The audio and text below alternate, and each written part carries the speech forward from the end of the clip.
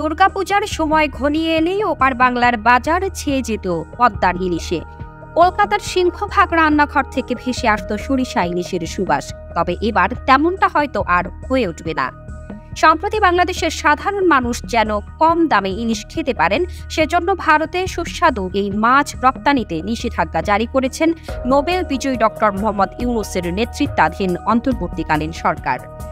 এই নিষেধাজ্ঞার খবর সামনে আসার পর শোরগোল উঠেছে যে ক্ষমতাচ্যুত সাবেক প্রধানমন্ত্রী শেখ হাসিনা তার শাসনামলে নিজে সরকারিভাবে নিষেধাজ্ঞা আরোপ করা সত্ত্বেও ভারতকে কিভাবে ইলিশ উপহার দিতেন। মূলত ২০১২ সালে সাবেক প্রধানমন্ত্রী শেখ হাসিনার আমলে ইলিশ রপ্তানি নিষিদ্ধ করা হয়েছিল। ভারত তিস্তা নদীর পানির সুষম বণ্টন না করায় এই নিষেধাজ্ঞা আরোপ করা হয়।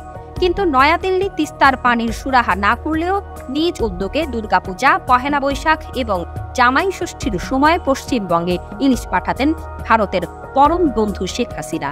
ভারতের সঙ্গে সুসম্পর্কের নিদর্শন হিসেবেই এই নিয়ম অনুসরণ করে আসছিল আওয়ামী লীগ সরকার।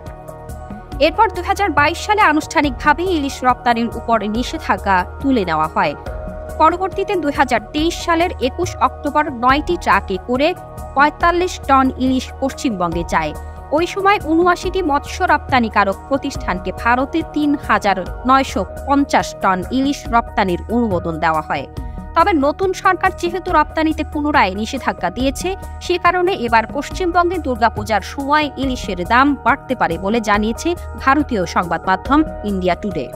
বর্তমানে পশ্চিমবঙ্গে বাংলাদেশের একটি ১ থেকে ১.৫ কেজি ইলিশের দাম ২,২০০ থেকে ২,৪০০ রুপিতে বিক্রি হচ্ছে বলে জানিয়েছেন এক খুচরা বিক্রেতা, যেখানে ১ মাস আগেও এমন একটি মাছ ১,৮০০ থেকে ২,০০০ রুপিতে বিক্রি হতো। এদিকে ভারতে ইলিশ রপ্তানির ওপরে নিষেধাজ্ঞা আরোপ করে হাসিনার শাসন নীতি থেকে সরে আসা নতুন অন্তর্বর্তীকালীন সরকারকে সাধুবাদ জানিয়েছে সাধারণ মানুষ।